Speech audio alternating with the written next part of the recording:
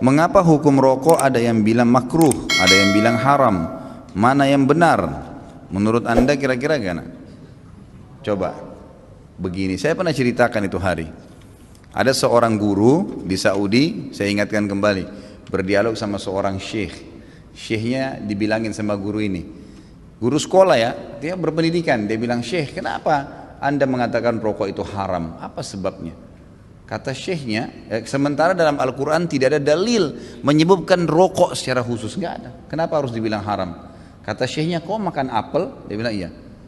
Kau makan jeruk? Iya. Baik, ada nggak disebut dalam Al-Quran apel sama jeruk? Dia bilang tidak ada. Baik, itu tidak ada, tapi boleh dimakan. Kenapa? Karena masuk dalam umumnya firman Allah, Allah menghalalkan semua yang baik-baik dan Allah mengharamkan yang khaba'ith, yang buruk, gitu kan? Jadi ulama mengeluarkan kaidah semua yang baik maka halal, semua yang buruk maka haram. Semua subhanallah yang haram itu pasti berefek tidak baik, gitu kan? Lalu dia bilang, tapi setahu saya tidak buruk karena saya merasa nyaman-nyaman saja, gitu kan? Saya merokok, saya percaya diri, saya nggak ada masalah. Ya orang mau mengatakan badan saya bau, baju saya bau, mulut saya bau, itu perkataan dia, tapi saya merasa nyaman-nyaman saja, nggak ada masalah, gitu kan? Berarti bisa saya katakan itu thayyibat, berarti baik ini buat saya. Dari mana tolok ukurnya ini baik atau buruk? Kata syekhnya, baik, kalau kamu mau lebih dalam lagi, sekarang saya tanya, kata syekh, kalau kamu pulang ke rumah habis ngajar, kamu temukan istri kamu lagi pegang rokok, anak kamu lagi pegang rokok, kamu biarin atau kamu larang? Kata gurunya ini, saya larang syekh. Kenapa kau larang? Dia bilang karena itu tidak baik. Nah, ini masuk dalam jawaban kamu sendiri. Kenapa rokok itu haram?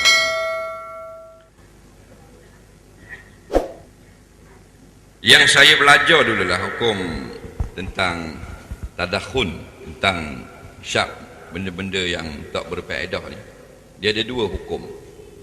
Yang pertamanya, bila kita isyak, mudarat tu datang selalu, maka hak tu haram tanpa khilaf.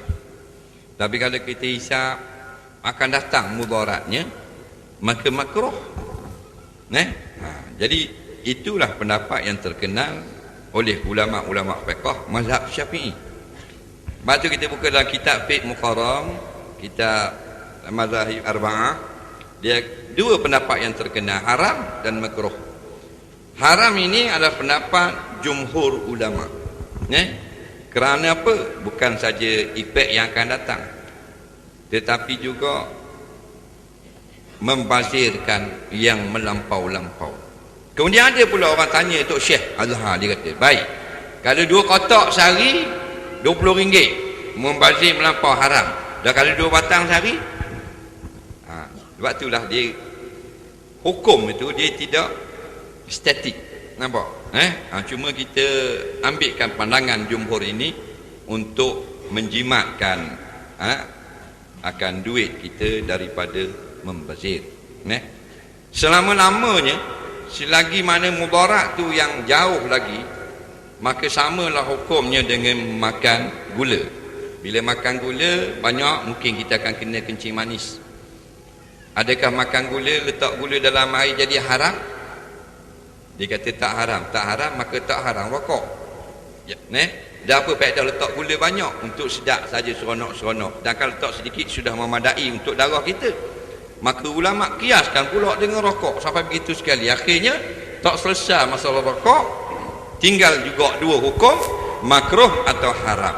Jadi yang banyak sangat merokok hukumnya haram, yang mudarat, isap jadi batuk, jadi sakit dan sebagainya, itu jelas haram. Nampak tak?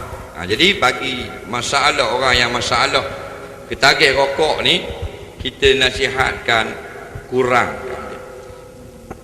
Kalau nak kerak tak boleh. Tanya orang hok cak rokok tak boleh. Daripada isap rokok, lepas tu dah isap. Isap puting, dah jadi isap puting. Maka kurangkanlah. Kurangkanlah. Dan ada satu pandangan daripada seorang ulama Jakarta, dia kata orang-orang yang ada autoriti dalam agama, yang jenis merokok jenis tak tinggal ni, jangan merokok di depan khalayak ramai. Kita kena jaga benda-benda lagu ni. Sebab apa? Sebab dia khilafiyah. Dia mudarat kepada kita. Wallahu a'lam. Saat saya kuliah di Al-Azhar Kairo, Mesir, muftinya namanya Syekh Nasr Farid Wasil. Syekh Nasr Farid Wasil mengeluarkan fatwa rokok haram. Syekh Ali Jum'ah, mufti Mesir, rokok haram. Mufti Saudi Arabia Syekh Abdul Aziz Ibnu Baz, rokok haram. Fatwa Muhammadiyah, rokok haram.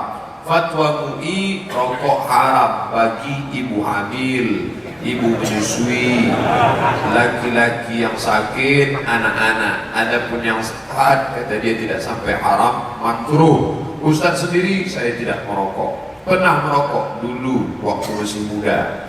Ada kawan saya, ketua majelis ulama di salah satu kota Dumai di Riau, namanya Ustadz Kiai Haji Lukman Syarif. Kata Kiai Haji Lukman Syarif, seorang kiai, di belakang rumahnya ada pohon nanas, ada pohon ubi, ada pohon jagung, ada pohon tembakau. Suatu malam datang segerombolan babi. Besok pagi Kiai buka pintu, dia lihat jagungnya habis, ubinya habis, tembakau tidak. Ubi habis, jagung habis, buah-buahan habis dimakan babi. Hanya tembakau yang tidak disentuh babi. Ternyata dalam dunia babi pun tembakau haram.